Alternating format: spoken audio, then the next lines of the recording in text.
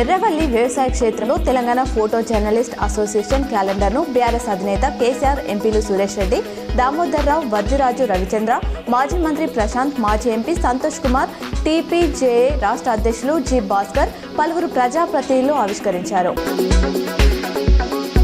Nizamabad rural MLA camp కార్యాలయంలో MLA doctor Bhupath Reddy ఉండడంతో ప్రతినిధులు, కాంగ్రెస్ నాయకులు కలిశారు. పలు సమస్యలు దృష్టికి తేగా సానుకూలంగా స్పందించారు.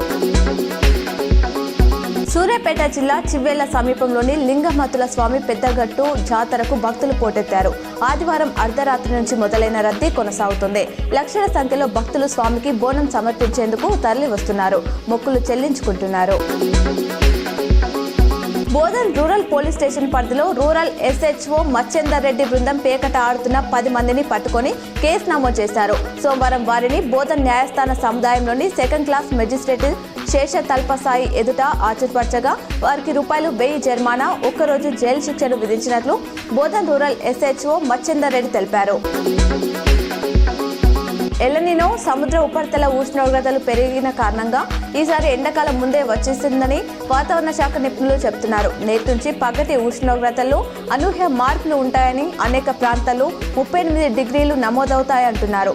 ఇక ఏపీలో సాధారణం కంటే 2-4 డిగ్రీలు గరిష్టంగా ఉంటాయని జాగ్రత్తగా ఉండాలని హెచ్చరిస్తున్నారు. రాష్ట్ర గ్రామీణాభివృద్ధి మంత్రి సీతక్క నేడు రాజస్థాన్కు వెళ్లనున్నారు. కేంద్ర జలశక్తి మంత్రిత్వ శాఖ అక్కడ నిర్వహిస్తున్న వాటర్ విజన్ 2047 సదస్సులో ఆమె పాల్గొంటారు. తెలంగాణలో గ్రామీణ మంచినీటి సరఫరా గురించి మంత్రి ప్రసంగిస్తారు. ఈ సందర్భంగా రక్షిత మంచినీటి విషయంలో ఆర్థిక సహకారం అందించాలని కేంద్రాన్ని కోరనున్నారు. భక్తుల రద్దీని, డిమాండ్ను దృష్టిలో పెట్టుకుని మహాకుంభమేళను మరో 2 రోజుల పాటు పొడిగిస్తారంటూ వస్తున్న వార్తలపై యూపీ సర్కార్ స్పందించింది.